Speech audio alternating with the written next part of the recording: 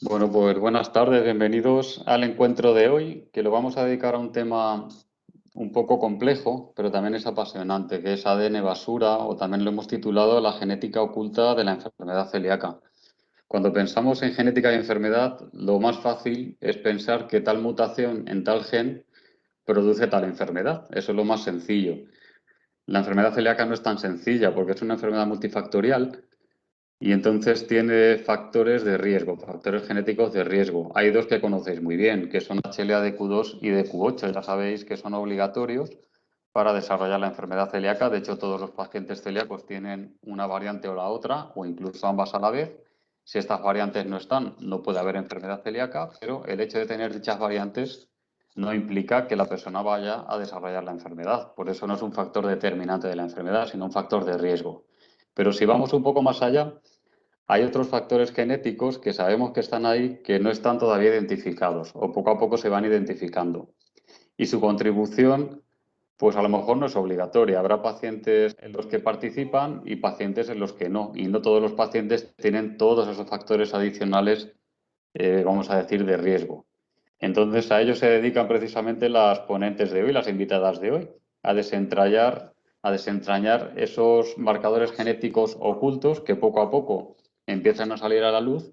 Ellas intentan averiguar qué relación tienen con la enfermedad o de qué manera contribuyen a que la enfermedad se manifieste.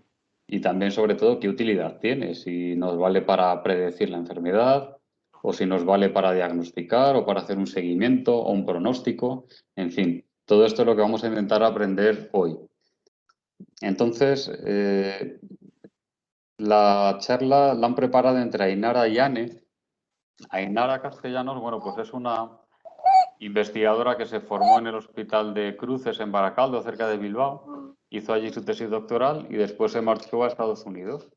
Allí siguió investigando y alcanzó una meta que muchos, yo creo que todos, los investigadores persiguen. Y es que los resultados de su investigación sean tan buenos y tan relevantes que aparezcan publicados en una de las revistas más prestigiosas que tenemos en el panorama mundial, que es la revista Science. Y ella lo consiguió.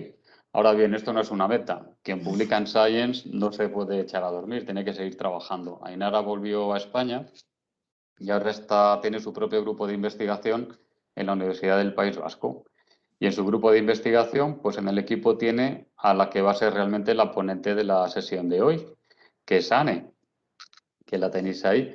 Anne está haciendo la tesis doctoral bajo la dirección de Ainara, pero también empieza ya a ser productiva a nivel científico. Y hace poquito ha publicado en una revista también muy relevante en el ámbito de la gastroenterología, que es la revista GAT, pues un trabajo que es fruto de su investigación y que va a ser el que va a utilizar como ejemplo para ilustrarnos qué es eso de la genética oculta de la enfermedad celíaca, cómo identificarla o cómo averiguar qué papel tiene en la enfermedad celíaca.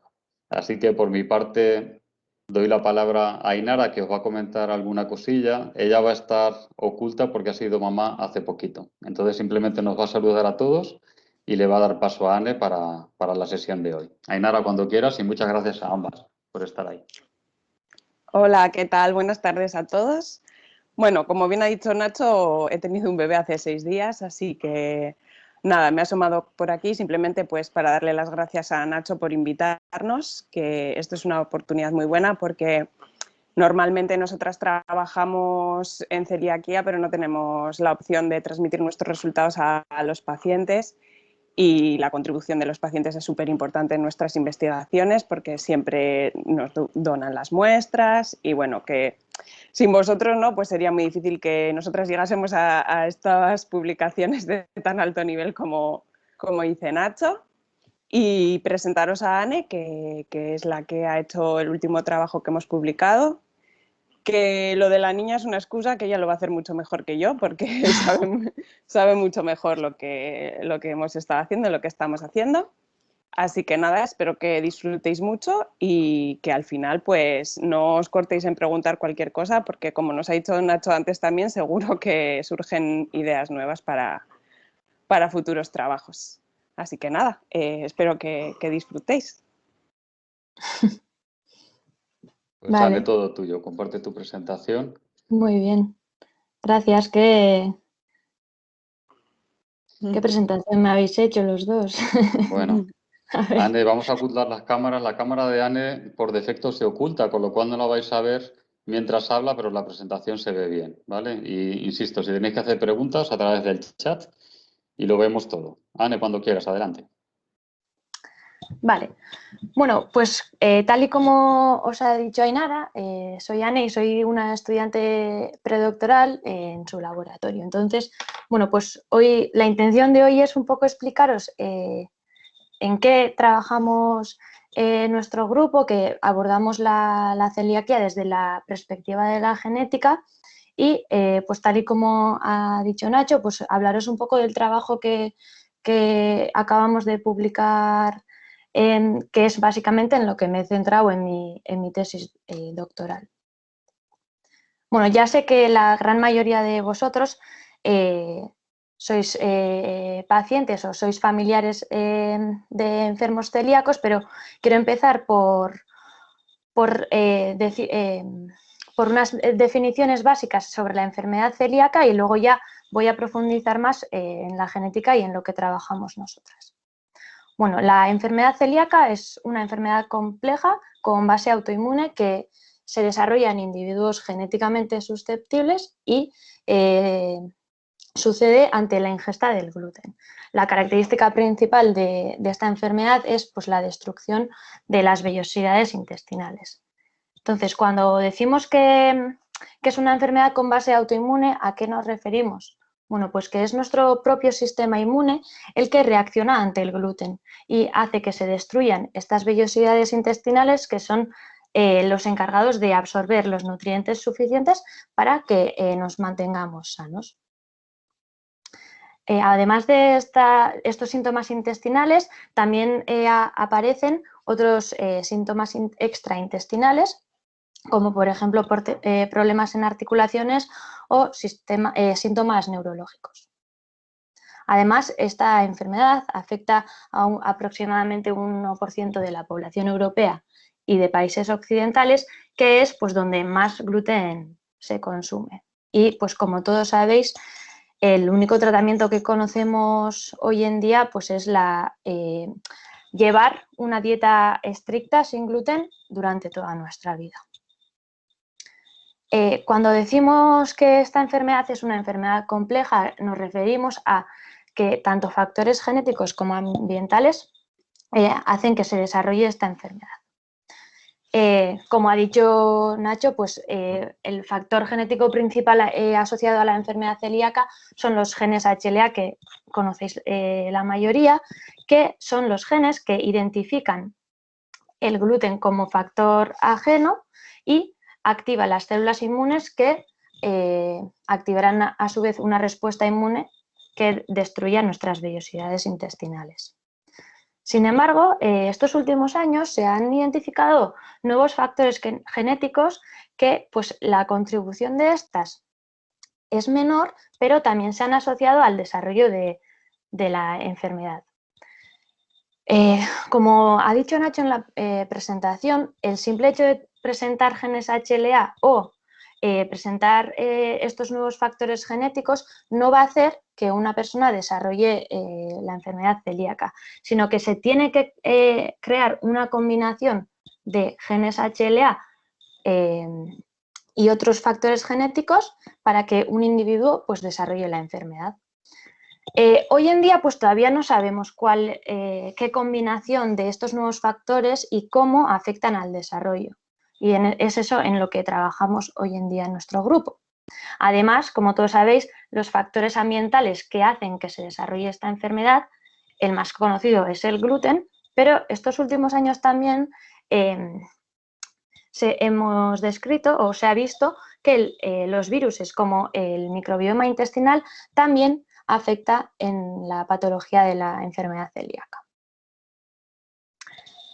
Bueno, cuando hablamos de genética, quiero comentar algunos conceptos básicos pues, para que podáis entender a qué nos dedicamos. Bueno, el genoma o el ADN es una cadena doble, ¿sí? Donde tenemos toda la información que necesita nuestra célula para funcionar correctamente. Esta información está codificada por una secuencia de 4 letras, ¿sí? Está todo descrito en 4 letras, la A, T, G y C. Entonces, cuando hablamos de factores, estos factores que tienen una contribución menor, hablamos de unas variantes. ¿Qué es una variante? Pues bueno, en este código que tiene el ADN, hay veces que algunas letras pues cambian. Entonces, hacemos un estudio en personas sanas y en personas enfermas y si vemos que uno de estos cambios aparece más en el grupo de los enfermos, se dice que esa variante está asociada a la enfermedad. Además, en este caso, sería que la letra A es la que da predisposición a desarrollar esta enfermedad, por ejemplo, una enfermedad celíaca. Vale, estas variantes que están aquí en verde pueden aparecer en cualquier zona del ADN. Por ejemplo, tenemos los genes, ¿sí? ¿Qué es un gen? Pues en esta cadena doble es un trozo donde va a tener información para que mediante el ARN, moléculas ARN, que son las que llamamos mensajeras, que ahora con esto del coronavirus seguramente que estas moléculas se os harán más familiares, ya que algunas vacunas contra el COVID se usan este tipo de moléculas. Bueno, pues estas moléculas hacen llevar la información que está en el gen, ¿sí?, a que se produzca una proteína. Una proteína será la que tenga una función en la célula, ¿sí?, la que lleve a cabo una función en la célula, como por ejemplo la hemoglobina, que es la que lleva el oxígeno por nuestras vías sanguíneas. En el caso de las vacunas del COVID, pues llevan información para la producción de una proteína de la estructura del virus. Bien, ¿qué ocurre? Que este mecanismo solo pasa en el 5% de todo nuestro genoma y al resto, hasta hace poco, pues se le llamaba ADN basura porque no se sabía qué función desempeñaban. Si una variante aparece dentro de un gen, pues se da por hecho de que va a afectar en la función de la proteína. Pero entonces, ¿qué pasa si una de estas variantes está en lo que se denominaba ADN basura? Esta pregunta es muy importante porque la gran mayoría, el 85% de las variantes asociadas a la enfermedad celíaca se encuentran en esto que llamamos ADN basura. Bien, pues el ADN basura no tiene nada de basura, solo que no se conocía bien cuál era su función. Y es que hoy en día sabemos que es el gran motor de la regulación de lo que ocurre en las células. Es donde están muchos mecanismos que harán que la célula funcione bien. Dentro de estos mecanismos, nuestro grupo se centra en los ARNs no codificantes. Estos ARNs se distinguen de estos que os he comentado anteriormente porque no van a crear una proteína. La que va a desempeñar la función va a ser la molécula misma del ARN. En este ámbito, en este contexto, tal y como ha comentado Nacho, Ainara publicó un artículo muy importante donde describía cómo un ARN no codificante está asociado a la enfermedad celíaca y describió cuál es su función en la inflamación intestinal. Además, nuestro grupo está intentando ver si podemos usar esta molécula como marcador de enfermedad celíaca en salivas. Pero bueno, esto es un trabajo que estamos realizando y más adelante pues, esperaremos tener más información. Más específicamente, en los últimos años nos estamos centrando en las modificaciones en las moléculas de ARN. ¿Qué es esto? Bueno, pues estas moléculas pueden tener unas señales o lo que llamamos modificaciones en las moléculas de ARN. Estas señales lo que hacen es afectar la función del ARN. Y otra vez volviendo al símil de las vacunas del COVID, pues estas vacunas les ponen muchas modificaciones al ARN pues para que pueda ser efectivas la ingesta y que puedan llegar sin desintegrarse a nuestras células. Bien, entonces, volviendo a nuestro trabajo, la hipótesis de nuestros trabajos es que las variantes de las que os he hablado, que están en esas regiones de lo que llamábamos ADN basura, ¿sí? Esas variantes que pueden estar asociadas a la enfermedad celíaca podrían afectar de alguna manera en estas modificaciones y así hacer cambios en la función de estas moléculas. Vale, así, pues el objetivo principal de nuestro grupo es descubrir la función biológica que tienen estas nuevas variantes de riesgo junto con los factores ambientales en la enfermedad, como puede ser el gluten o los virus, en el desarrollo de la enfermedad. En este contexto, os quiero hablar un poco más específicamente sobre el trabajo que ha comentado Nacho, que acabamos de publicar en la revista GAT, que es básicamente a lo que me he dedicado durante estos 3 años de mi tesis doctoral. Y en este trabajo hemos descrito cómo una variante asociada a la enfermedad celíaca y junto con el gluten afectan a la inflamación intestinal. Bueno, en este trabajo, en efecto, hemos trabajado con una variante que está en una región no codificante. En este caso, la letra T es la que predomina en los enfermos celíacos y da predisposición a desarrollar la enfermedad. Lo primero que hemos visto es que, en efecto, las personas que tienen la letra T tienen más modificaciones en la molécula del ARN. Además, ¿qué ocurre cuando hay más modificaciones? Bueno, pues hemos visto cómo las proteínas inflamatorias, como la inflamación intestinal, aumenta en este caso. Esto va a hacer que predisponga a un individuo pues, a desarrollar la enfermedad celíaca. Además, hemos visto también que el gluten hace que estas modificaciones aumenten junto con proteínas inflamatorias y una mayor inflamación intestinal. Esto va a hacer a su vez que aumente aún más el riesgo a desarrollar la enfermedad celíaca. Entonces, en este estudio hemos utilizado distintos métodos para analizar las modificaciones en el ARN y las proteínas inflamatorias y la inflamación intestinal. Lo primero que hicimos fue utilizar cultivos celulares que provienen de humanos, ¿sí? Y hemos hecho experimentos donde algunas células no las hemos tratado con nada y a otras les hemos administrado gluten durante varios días. Luego los hemos recogido. Haciendo un símil en modelos de ratón,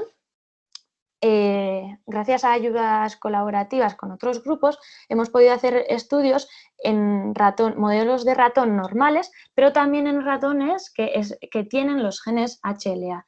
Y en estos también pues, los hemos tenido durante unos días pues, con diferentes dosis de gluten. Y finalmente, hemos podido también analizar qué efectos tiene el gluten en biopsias que nos han facilitado los clínicos de pacientes de enfermedad celíaca. Y en efecto, en los 3 modelos que hemos estudiado, hemos visto cómo estas modificaciones, como la inflamación, aumenta ante un estímulo de gluten.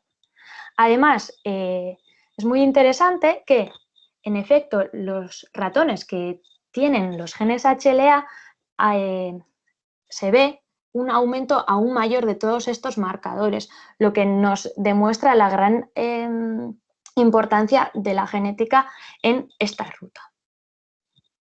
Entonces, con este trabajo que hemos conseguido, bueno, pues hemos conseguido describir que una variante de riesgo asociada a la enfermedad celíaca, tanto el gluten, son capaces de alterar estas modificaciones en el ARN que son tan importantes para la función de estas moléculas, y que además esto aumenta la inflamación intestinal. ¿Cuáles son los beneficios de descubrir estas nuevas rutas? Bueno, pues nos pueden abrir posibles nuevos tratamientos contra la enfermedad celíaca, porque pues seguramente todo esto que os he contado hasta ahora parece un poco un trabajo que se puede quedar en el laboratorio, que es muy interesante, pero igual a vosotros os queda lejos. Pero os quiero contar una nueva colaboración que hemos comenzado gracias a este trabajo que hemos publicado, que igual pues vais a ver un poco qué finalidad pueden tener estos trabajos que hacemos nosotras. Bueno, como todos sabéis, hoy en día el tratamiento que conocemos contra la enfermedad celíaca es quitar el gluten de nuestra dieta, que lo que hace que se revierta la gran mayoría de síntomas, aunque es verdad que algunos síntomas no revierten.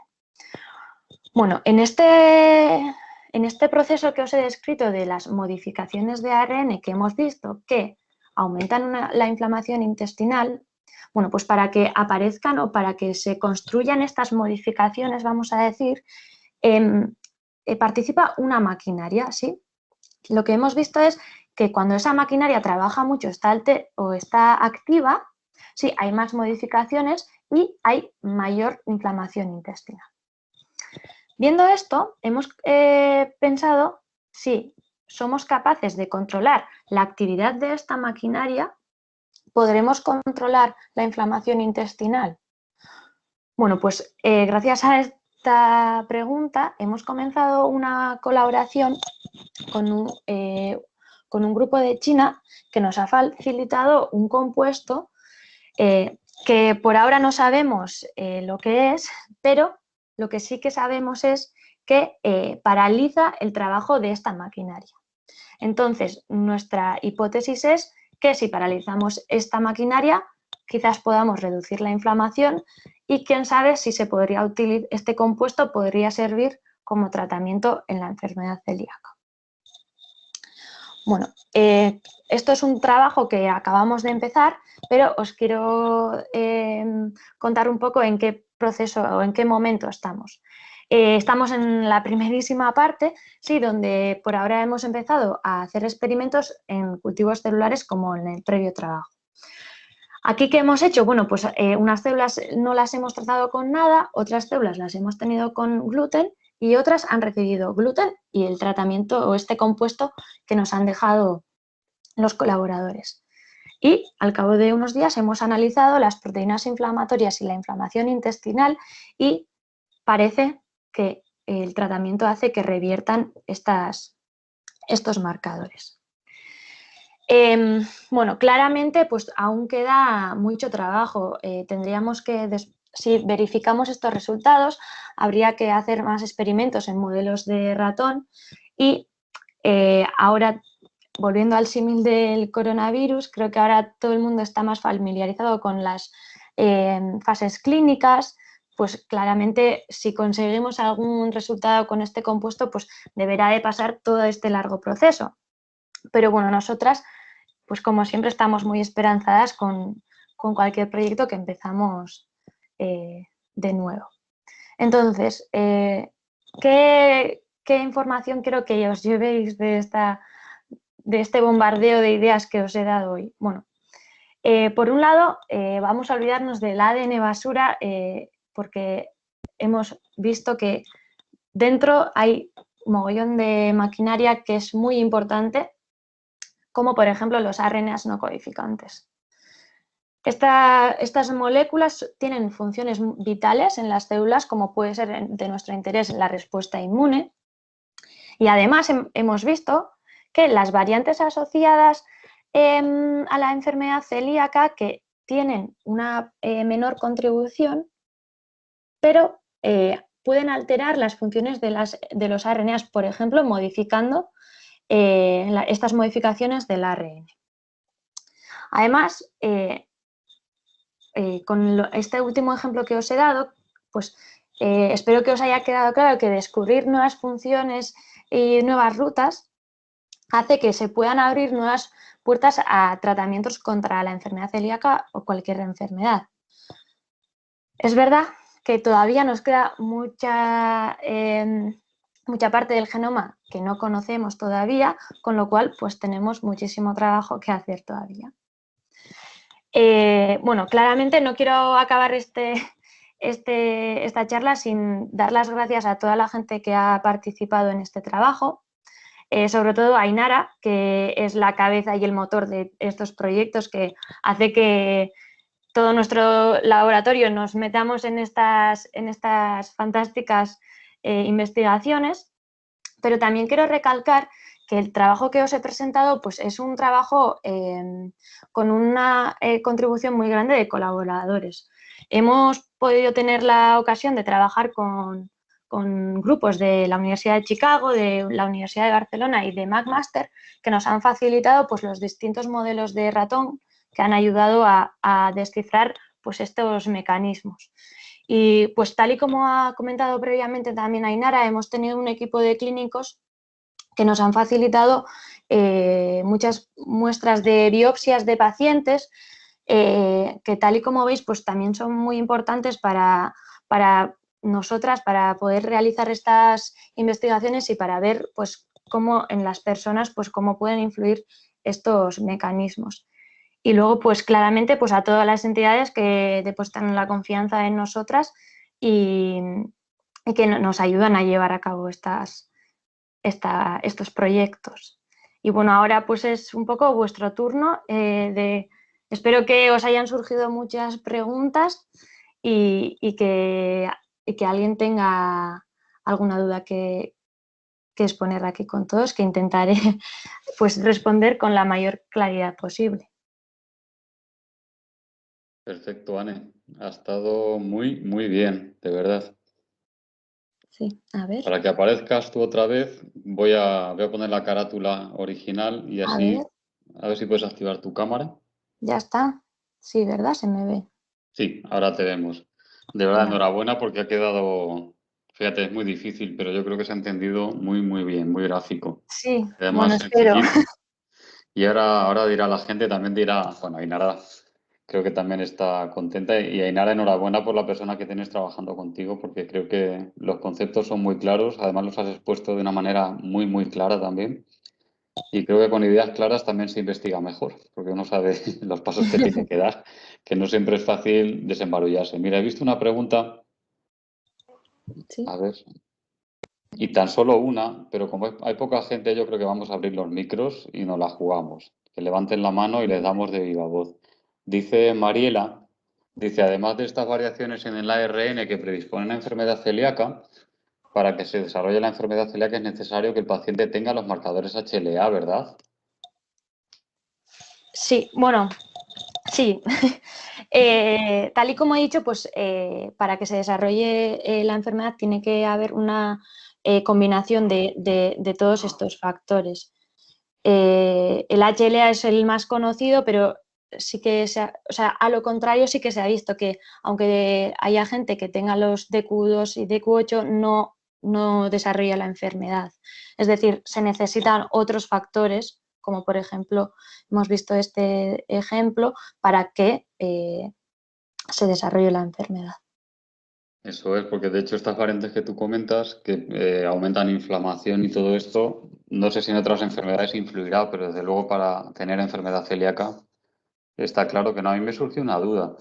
¿Habéis tenido posibilidad, o no sé si es fácil, de seleccionar pacientes sensibles al gluten no celíacos? O sea, no son celíacos, pero sí que tienen un perfil clínico que se parece y yo no sé si estas variantes también contribuirán a eso. No sé si tenéis datos o alguna opinión sobre eso. A ver, pues no tenemos datos sobre esto. O sea, hemos trabajado, al final intentas acotarlo, entre comillas, lo máximo que puedes. Hemos trabajado con pacientes celíacos diagnosticados. Sí que hemos trabajado con celíacos que están activos, o sea, que tienen inflamación activa o pacientes que ya han estado en una dieta sin gluten. Y en este caso sí que hemos visto que los pacientes que se les quita el gluten sí que revierten todas estas, pues las modificaciones y la inflamación. Pero no hemos podido analizar esto en otras patologías similares, pero bueno, yo creo que al tener síntomas o factores parecidos sí que puede influir, estos mecanismos sí que pueden estar influyendo. Y es que esto va en línea con una pregunta que hace Álvaro, que bueno, yo creo que simplemente es una genética incompleta, porque él dice, por este orden se me diagnosticó la celíaca porque tenía anticuerpos positivos y la gastroscopia con atrofia vellositaria. Recientemente me hace la genética y sale negativo. ¿Soy celíaco o no soy celíaco? Bueno, Bueno, eso el clínico lo sabrá mejor que nosotras. claro. Yo creo que estas cosas son complicadas. La verdad es que, aunque intentamos estar al día con este tipo de cosas, es difícil porque luego están los medios HLAs y los raros Eso es. rarísimos que son un no sé cuánto por ciento poquísimo que...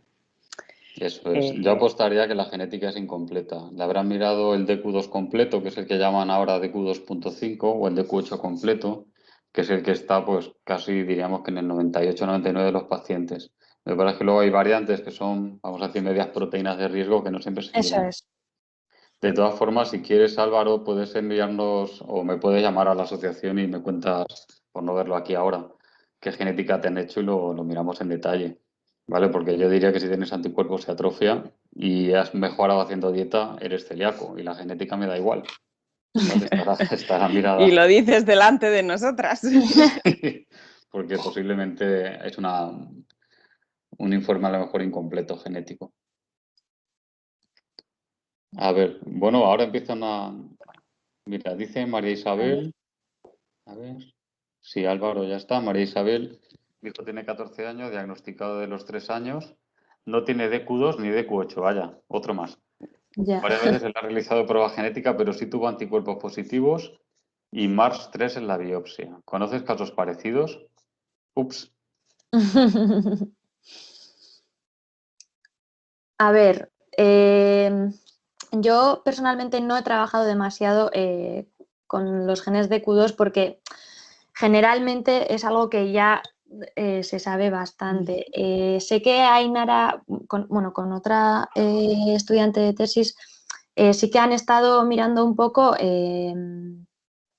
la genética de Q2 con otros factores de riesgo como para identificar a los celíacos. No sé si Ainara igual, no sé si estás online, Ainara. Sí, estoy.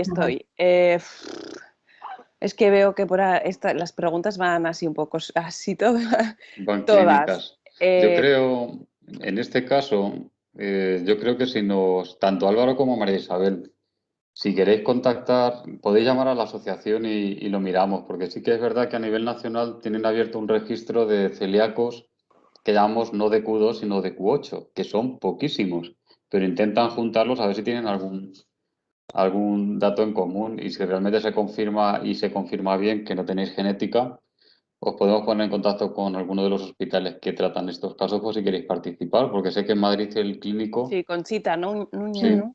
Conchita está registrando, hay más gente implicada.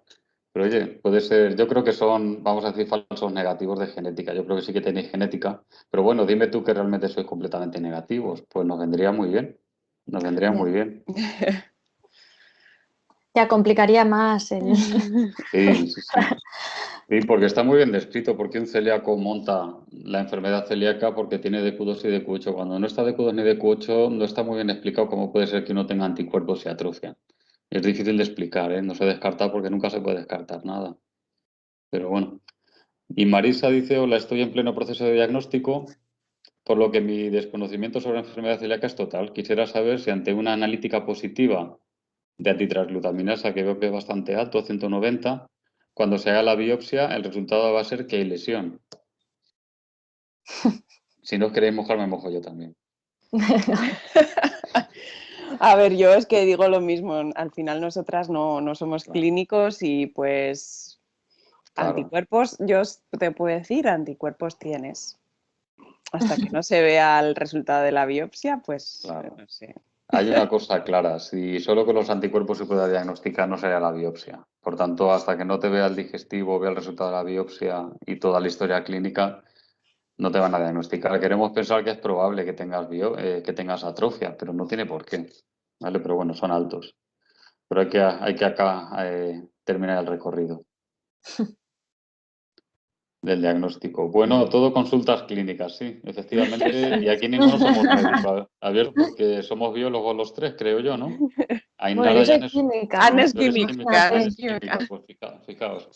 Llevo 5 años con diagnóstico de celiaquia y con dieta estricta sin gluten. Ahora me dicen que podría ser celíaca refractaria.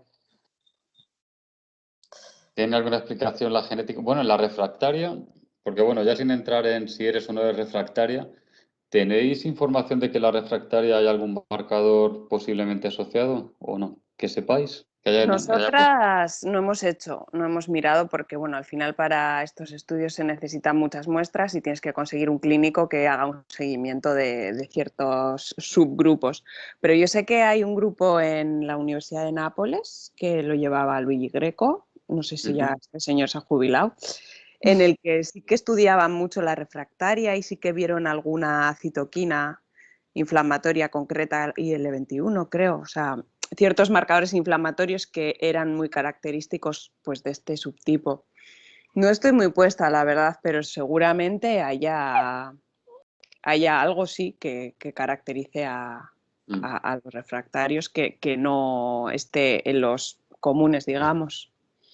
Vale, y ojo con la refractaria, que no es algo común, se lo digo a Sonia, no es algo que sea muy común y es fácil que uno no mejore simplemente porque no hace bien la dieta, aunque crea que hace muy bien la dieta. Entonces, a Sonia lo que sí que le digo, si lo mismo, si nos llamas podemos revisar tu alimentación para verificar que la haces correcta o para orientarte, porque bueno, si Sí, hija, finalmente se estoy aquí confirma, en una reunión, ¿vale? si finalmente se confirma que es refractaria, pues tienen que hacerte un seguimiento más estricto, pero desde el punto de vista genético poco se puede hacer por ahora. Mira, Violeta sí que tiene una pregunta más para ti, Anne. Estas modificaciones en el ARN y en las proteínas asociadas a enfermedad celíaca están también asociadas a otras enfermedades. Sí, sí, o sea, bueno, a ver, es que yo lo he comentado un poco en general, lo de las modificaciones en el ARN, pero bueno, hay muchísimos tipos de modificaciones y en concreto el que miramos nosotras, sí, esta modificación sí que se ha descrito pues, mayormente como se investiga muchísimo sobre cáncer, sí que se ha asociado a distintos tipos de cánceres y de hecho estos tratamientos de los que os he hablado que van un poco a paralizar esta maquinaria, se ha empezado a mirar pues creo que en cáncer de mama e intestinal también se han visto. Pero bueno, nosotras no o sea, sabemos pues porque leemos sobre el tema, pero tampoco sabemos muy bien cuáles son las funciones que desempeñan en otras enfermedades, pero sí claramente que se está además cada vez más y más en respuestas inmunes, en enfermedades autoinmunes también se está cada vez asociando más estas modificaciones. Oye, y una duda que me surge, ¿estas modificaciones surgen desde el principio, una vez que hay contacto con el factor ambiental que contribuye a ellas, o pueden, aunque tengas digamos, la modificación genética que favorece esa sobremodificación del ARN, puede ocurrir que no se modifique aunque esté el factor, o no es fácil eso de ver, ¿o no? A ver, esta modificación de por sí ocurre en las células normales, o sea, de hecho tienen una función muy importante en el desarrollo normal de las células, ¿vale? En distintas rutas. Lo que se ha visto es que al haber estos factores de riesgo, algunas mutaciones que afecten estas modificaciones o esta ruta, hace que pues, se descontrole estos niveles de modificación y eso hace que tú pues, puedas desarrollar esa enfermedad. Pero normal, o sea, en las personas normales también existen estas modificaciones, solo que en distintos niveles. Vale. Voy a ver si hay alguna pregunta más por aquí. Creo que no. No sé si me atrevo a preguntar, a hacer un test a la gente, a ver cómo. A ver qué han entendido. Yo iba a preguntar, qué hay más en el genoma humano? ¿Genes o ADN basura? Yo os dejo ahí que A ponga la ver, batalla en el chat. a ver si ha quedado claro. Sí, yo creo que sí, lo has explicado muy bien. La verdad es que no era nada fácil. Mira, ADN por aquí basura, ¿no? ponen ADN Eso es. basura. Pero Que ya hay ¿cuántos? que cambiarle el nombre, yo creo. Yo no sé si ahora tiene, ¿cómo se le puede llamar en gen? No sé si tiene un nombre oficial. El ADN, bueno, no codificante se le puede llamar. Sí, sí, O no sé si tiene algún otro nombre. Sí, bueno, sí. 95% creo, perfecto. Muy bien. ¿Y qué más hemos dicho con el, por ejemplo, el ARN mensajero? Hemos dicho que si procede de los genes, Ujú. tiene una función, pero si procede del ADN basura, tiene otra función. ¿Recordáis? ¿Os habéis quedado con la idea de qué función tiene el ARN cuando procede de un gen? Me acuerdo yo de la furgoneta de correos, como Eso pista es. de tu presentación, que está muy bien.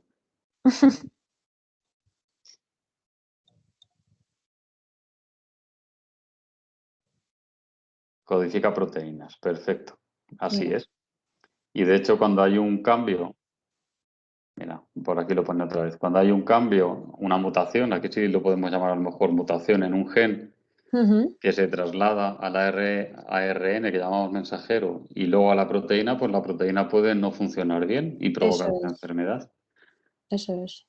Y que hemos dicho que esto ya más peliagudo, ¿qué ocurre cuando los cambios están fuera de los genes y en el ARN fuera de los genes? ¿Qué es lo que realmente cambia que pueda provocar enfermedad? Esto es más difícil de explicar.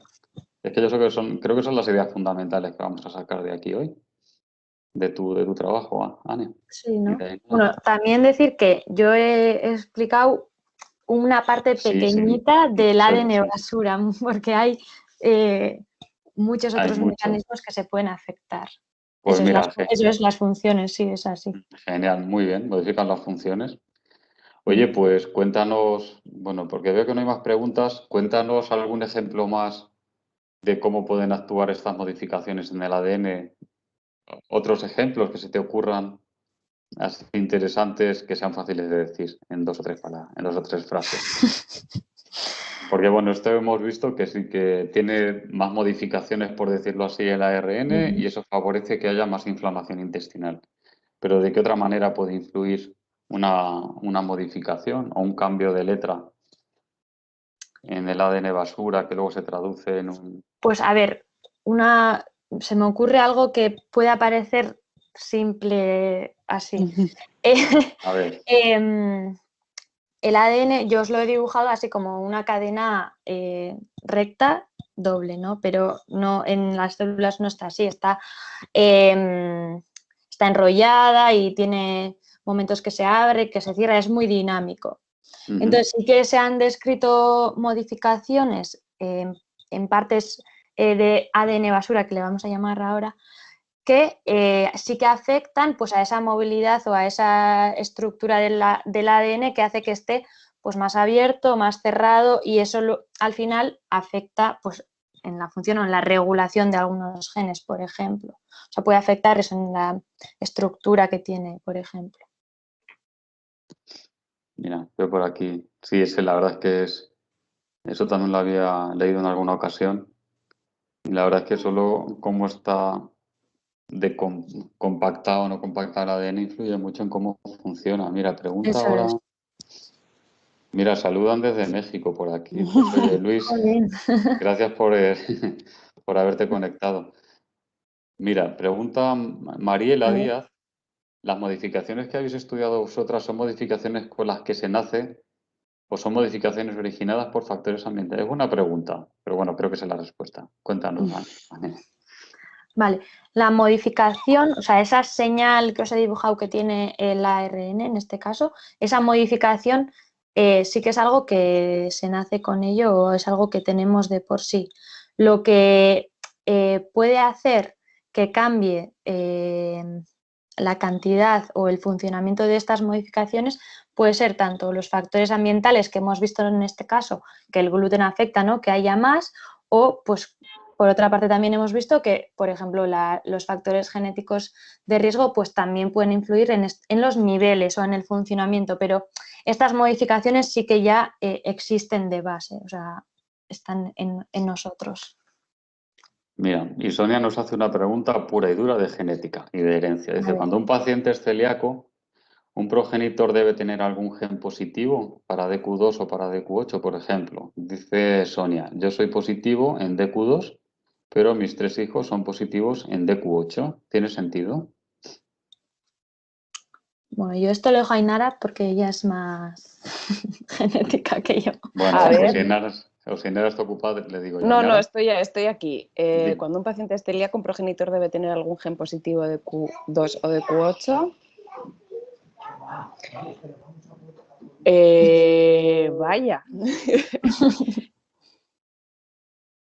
Supongo, bueno, es que claro, yo no sé muy bien ahora mismo qué tipo de test se hacen, si te miran en heterocigosis los Sí, marcadores o claro. A supongo que ver, tendrá que ver aquí, con el tipo de test que claro, hagan y con lo que sea el padre de claro, aquí las criaturas. claro, los hijos, si los hijos tienen DQ8 y no lo tiene la mamá, lo tendrá el papá, porque bueno, Eso cada es. progenitor dona, digamos, o sea, cada persona tiene 2 versiones de cada gen y dona una, con lo cual puede ser que uno tenga DQ2 y lo done o no lo done, si la otra mitad no es DQ2. Pero sí, lo que es obligatorio, si una persona es celíaca, es seguro que su padre o su madre, o incluso ambos a la vez, tienen al menos una variante de riesgo, porque si no, no puede surgir. Lo que pasa es que las variantes de Q2 y de Q8, que son proteínas, en realidad, se construyen con 2 genes a la vez. Y a veces ocurre que una persona de los 2 genes que construyen de Q2 solo tiene uno de riesgo y el otro no. Entonces, aparentemente, eso nos ocurría hace tiempo en la asociación, lo veíamos mucho, que había peques celíacos y entonces a lo mejor papá y mamá se hacían la prueba genética y ninguno tenía riesgo, pero porque Ya, no se pero tenían miraban, medio. eso es, no se Ya. miraban las medias variantes que en el hijo confluían y construían la variante completa. Eso es lo que puede ocurrir a lo mejor en un caso como el que pregunta ella. Y Álvaro pregunta si será fácil sacar una vacuna de ARN mensajero a partir del COVID para la celíaca. Ups. A ver, aquí igual me he venido un poco... Con el símil, ¿no? sí, o sea, a ver, he intentado hacer el símil con el COVID pues para un poco, porque creo que hoy en día pues algo positivo que ha sacado el coronavirus es que hay conceptos que se escuchan más ahora. Entonces, o sea, a partir de la vacuna del COVID sacar algo para la celíaca no tendría sentido, porque al final en las vacunas del COVID el mensaje que lleva el ARN es para la proteína del COVID. Ahora, que gracias a estas vacunas que están saliendo, que están desarrolladas a partir de esta tecnología del ARN mensajero, si puede haber opción de sacar alguna vacuna para la celíaca, pues yo lo veo complicado porque al final, como hemos estado hablando, pues la enfermedad celíaca es una enfermedad compleja que cada paciente muchas veces es distinto y no es algo tan fácil como una proteína funciona o no funciona. Pero bueno, nunca se sabe. Sí, no, además, Hace un mes o dos, ¿no, Anne? Sacaron un artículo, no sé si en Science, en el que habían desarrollado una vacuna contra, me atrevo a decir, el símil de la esclerosis en el ratón, una enfermedad de Sí. estas también autoinmune compleja, que parece que en ratón funcionaba. No tengo en la cabeza qué es lo que habían hecho, pero bueno. Sí, era una especie de esclerosis múltiple, que también es una enfermedad autoinmune compleja. Pero bueno, o sea, eso era en ratón y... Pero bueno, sí que puede ser que abra puertas hasta ahora igual no lo pensábamos, pero gracias a más investigaciones pues salgan cosas que funcionen. ujú, ¿Por qué no? muy bien. Bueno, pues yo creo que ya no hay más, así que podemos despedir. A mí me ha gustado de verdad muchísimo la No, sesión que habéis muy bien. impartido hoy. También las preguntas de la gente han estado muy bien, porque es un tema peliagudo. Hablar de la genética asusta Sí, sí. mucho. La verdad es que se le ha sacado jugo. De verdad me ha gustado mucho y felicidades a ambas por el esfuerzo Gracias. y por el buen trabajo. Gracias a ti por Sí, invitarnos sí. y acordarte de nosotras. Cuando volvamos a hacerlo presencial, pues nos va a tocar llamaros y que vengáis a A Madrid. ver, Sí, bueno, por desgracia, Anne ya en... Bueno, igual en la puedo nada. secuestrar y se queda con nosotros, pero enseguida leerá la tesis y... Bueno, yo creo que lo tienes muy trabajado y se nota y yo creo que te va a ir muy bien, Ani. Tanto si te A quedas ver, con a ver. Ainara como si vas a algún otro sitio, pues bueno. Oye, mucha suerte y también muchos éxitos porque el trabajo es apasionante. Y lo puedes aplicar a Celia, que lo puedes aplicar a un montón de temas, en realidad. Sí, sí. De Sí, conocimientos gracias. La exactos. verdad que yo también estoy muy contenta, ¿eh? Hacemos buen equipo. Bueno, me alegro de verlo y además veros entusiasmadas con el tema. Sí, eso no Pues no, falta. eso nos falta, eso está muy bien. Pues nos queda dar las gracias a toda la gente que se ha conectado y que ha Eso mostrado es. interés y que lo ha seguido con muchísimo interés. Pues sí, Y muchas gracias por animaros a oír nuestras historias. eso es. Sí, sí, no, vienen muy bien. Y creo que hemos aprendido todos hoy. Así que nada, que paséis todos buena tarde, estéis donde estéis, o buen día, el que estaba en México, que tiene Eso el día por es. delante todavía. Ainara, disfruta de tu peque y Anne trabaja a tope en los últimos, en el tramo final de Eso la es. tesis y en las 1000 cosas que tendrás además de la tesis, que seguro que tenías mucho entre manos también. Bueno, hay que Sí, sí. decir que en julio se va a Chicago 3 meses a trabajar allí con uno de los grupos con los que hemos colaborado. Qué Eso bien. es. ¿Te vas con Vanna Yabri? ¿Puede ser? No, No, es un amigo. está al Ah, lado, está bueno, al lado. al lado, bueno, pero es apasionante estar allí, la verdad. Sí, Se te sí. va a hacer Sí, corto, pero a yo mí creo me que va a da ser, mucha envidia. Yo le es, dejaba al bebé y me iba yo allí. es envidiable, pues aprovecha muchísimo el tiempo porque se te pasará volado. Ya, Pero bueno, seguro. vas a aprender un montón. Pues ya cuando vuelvas nos contarás más cosas. Eso es, a ver si... Ya te buscaremos. Eso es. Vale. Bueno, pues Muy nada, lo bien. dejamos aquí y hasta otro día. Hasta Muy Gracias, luego, bien. buenas Nacho. tardes. Vale.